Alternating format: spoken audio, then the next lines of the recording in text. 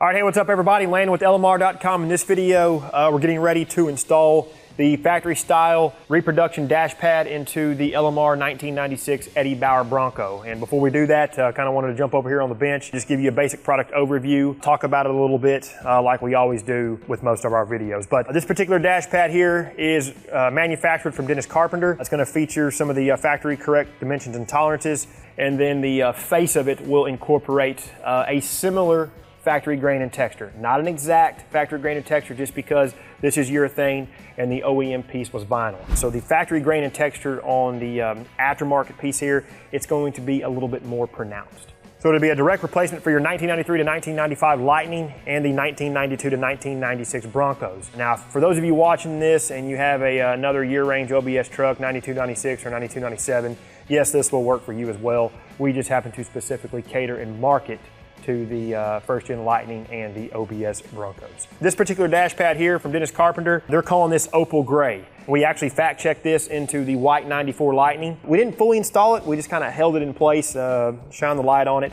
and it matched really, really well with the interior in that truck. And it's had its fair share of sun exposure.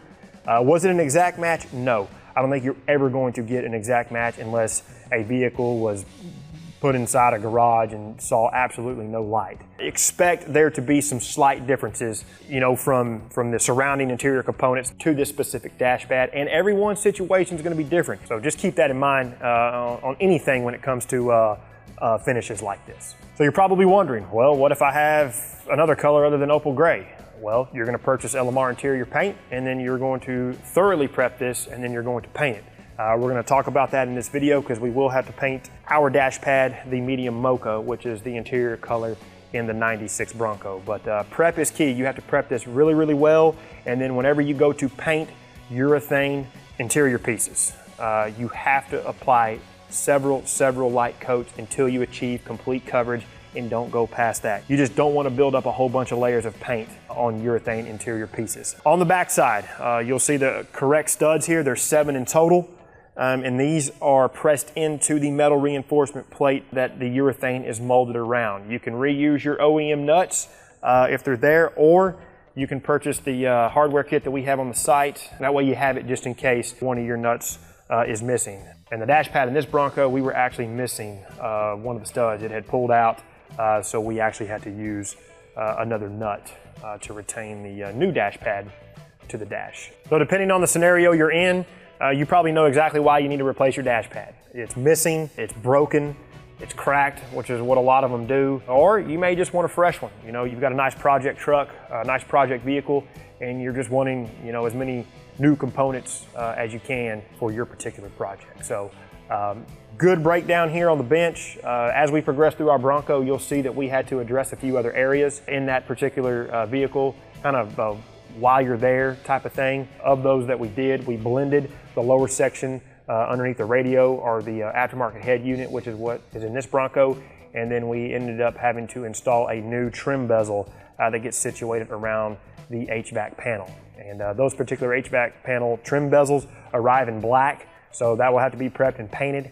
And then if you're painting it any other color than black, you'll need to dust it with some gray paint, and then go back over that with your color. If you're painting it gray, you can just shoot it gray, but if you're doing like a blue or a red or even like a medium mocha, you want to start with a gray first, that way that will simulate a primer. So that's pretty much a good rundown here of the dash pad. We'll jump over here to the 96 Bronco and get rolling with the install. All right, so here inside the Bronco, we're gonna show you how to remove the dash pad. It goes pretty quick, but everyone's situation is always gonna be a little bit different. So first you'll open up your glove box, squeeze the 2 outward sections in to clear the little rubber dampers or isolators. Bring the glove box down. This has an aftermarket head unit in it, but you can take your hand, feed it all the way up in here behind the dash, and you can kind of situate your head unit out of place. This one here, it's coming out pretty easy. May not be the case for you. You'll have to work it in a manner that you're not going to, you know, damage the lower portion of the dash here. Since you're replacing your dash pad, you know, if you kind of nick it or something, oh well. Still, regardless of what you're doing, best practice. So I'm going to disconnect the antenna connection here, as well as the main harness for this head unit, and then we'll just tuck this behind the dash. Now, securing the dash pad to the dash, you have 7 studs, and then they're going to be secured with a 3/8 nut. That is if no one has put a different nut on there that has a different wrenching size, but the factory nut is a 3/8. If the 3/8 isn't working, well, guess what? Go to your toolbox, figure out what size wrench you need. But I'm just going to put my hand behind here and just start feeling for where they're attached. You can easily reference your aftermarket dash pad if you already have it. But for those of you that don't have it, you'll just kind of have to fast forward through the video to see where the studs are located. That way you kind of have a generalized idea of where to reach your hand. Stubby wrench is what I'm using. You can use kind of whatever is going to work best for you. If you got a stubby ratcheting wrench, even better. But with the ratcheting wrench, because of the ratcheting mechanism, the wrench profile is a little bit larger. So depending on some spots, you know, you may not be able to get it situated. Since the studs are facing toward the front of the truck, for you, you're actually going to basically kind of turn it as if you're tightening it, but you're actually loosening it. Magnet may also help. Before you completely remove it from the stud, hold a magnet where your fingers are. That way, and just in case you drop it, you're not going fishing, because you may not ever find this sucker.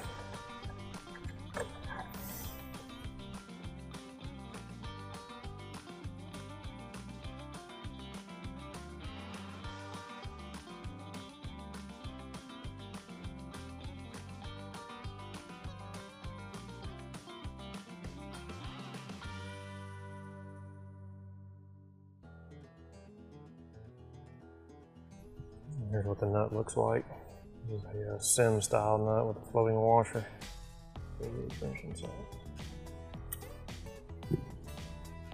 So we may have been missing one. 1, 2, 3, 4, 5, 6. Oh, did I not get the corner one? Maybe I didn't.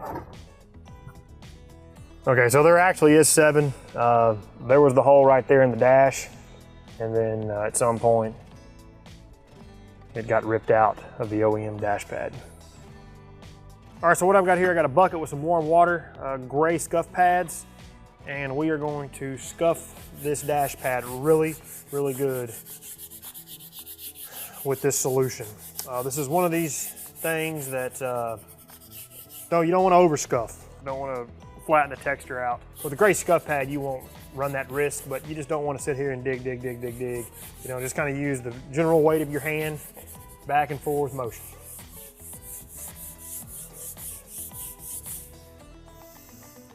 But a good rule of thumb, you see how the water's kind of beating up on this end? We haven't scuffed this end. Over here, the water's flat. That's usually an indicator that any mold release agent or protectant, name your type of top coat or something that would impede the adhesion of paint. That's a kind of a good indicator that it's no longer there. All right, so once you feel like you got it scuffed pretty good, you can either towel dry this and give it some ample time to air dry, or you can use an air compressor. If you use an air compressor, you know, just make sure you get around your studs really well, get all the water out. Kind of a little pinhole here from the manufacturing process. You're using compressed air, don't just go crazy on this thing, because you may, you know, push that urethane away from the steel reinforced frame. Come at it with a decent PSI and micromanage those areas just a little bit. Hard to pick up on camera, but you can tell that there is a different sheen that this dash pad now has. Definitely not as glossy or wet looking, because there's no more mold release agents. And if you feel like you want to go at it again with some Dawn dish soap and your gray scuff pad, go a second round. Just be mindful. You are abrading the surface. You know, you don't want to go too much and then start leveling out that texture. For me, I feel good about this, so I'm going to take some brand new microfiber towels, and we are going to wipe this thing really, really good several times with a prep spray, or in my case, isopropyl alcohol. Also forgot to mention gloves, nitrile gloves. That way your body oils and stuff don't get back on the surface. Make sure you got a clean work surface too.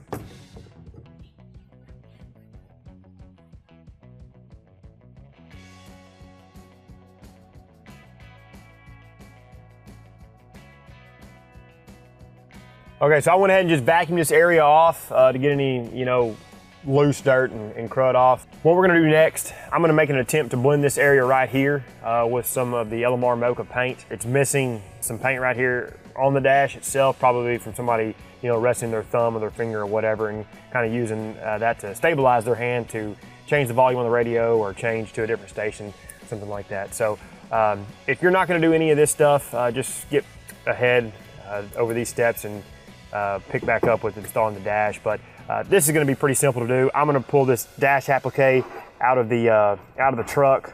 It's just held in with these clips. Just be careful with it. As you can see, some of these are already broken.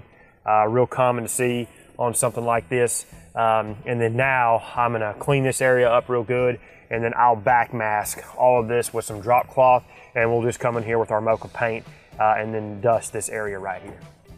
Much better. Now we can go back in with the HVAC panel trim bezel.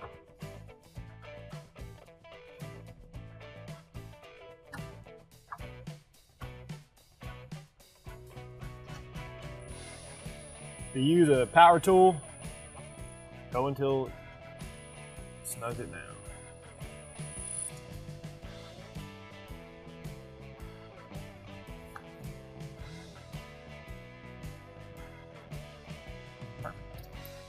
Go ahead and take the covers off the studs.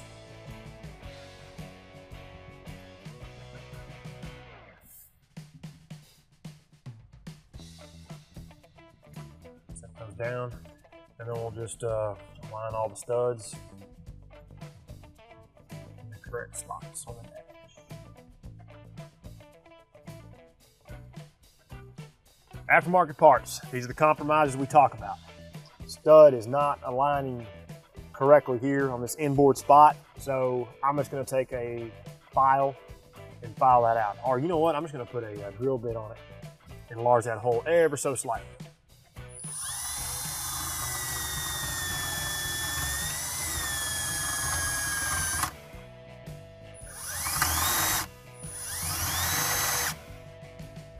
That easy. Okay. Try this on the side. Snug fit. Like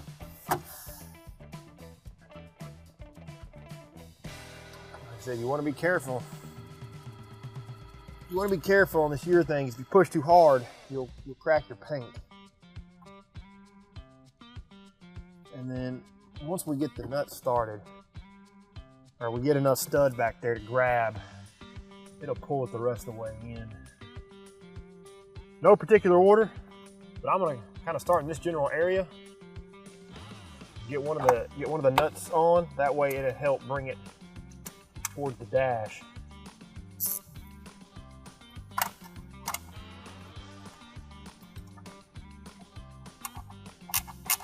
There we go.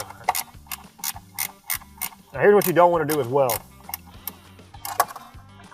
You don't want to tighten these down like super tight, because you will pull the studs out of the back of the dash pad. So you're gonna have to use your best judgment. You're gonna have to, once you start feel like it's getting tight, I would stop and then go to the next stud, continue on, and then as you kind of progress back through, you can tighten them all in sequence.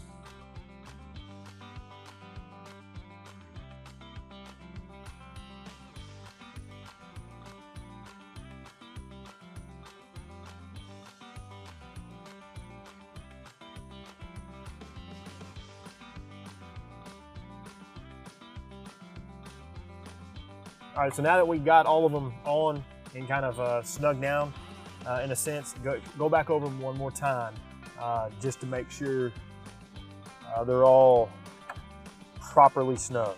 Again, I know that's going to be subjective, but do not over tighten these and pull the studs out. Okay, so now that we've got all the nuts tight, we can reconnect the head unit and install these.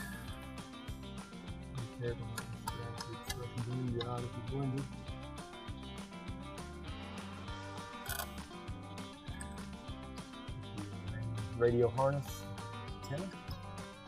I'm gonna leave the little bezel off. Doesn't quite take up the gap, but the tolerances of the dash pad kind of fighting this. Pull those clips into. Oh, sweet. Okay, so now that that's in, the applique is real easy. You'll just clip it back into place. If you want to do any generalized cleaning, do some generalized cleaning. And then the glove box, you just swing it up, squeeze it in. There we go. There we go, dash pad's on. Just reinstall your applique and then you're good to go. All right, everybody, back on the bench. Really happy with the way this one turned out. It looks really good in the Bronco. We did have to make a few compromises, but y'all hear me talk about that on other videos. When it comes to restoration parts, when it comes to fixing the vehicles, you know, you're going to have to make compromises. That's just the way it is. And the compromises we had to make here still turned out great. It looks phenomenal, even with me blending the lower section of the dash there underneath the head unit. Turned out great, which is a testament to our mocha paint. It matched really well to a aging 96 Bronco interior. And then the trim bezel there for the HVAC control panel, I feel like that was kind of just the icing on the cake. So all this is available on our site. If you have any questions on anything, drop us comments. We like to talk to you down there. And as always, if y'all like this stuff, you know, you find value in what we're doing here, please consider liking the video, turn on notifications, and subscribe to the channel. And until we catch you in the next one for all things 93 to 95 Lightning and 92 to 96 Bronco, keep it right here with the Real Enthusiasts, LMR.com.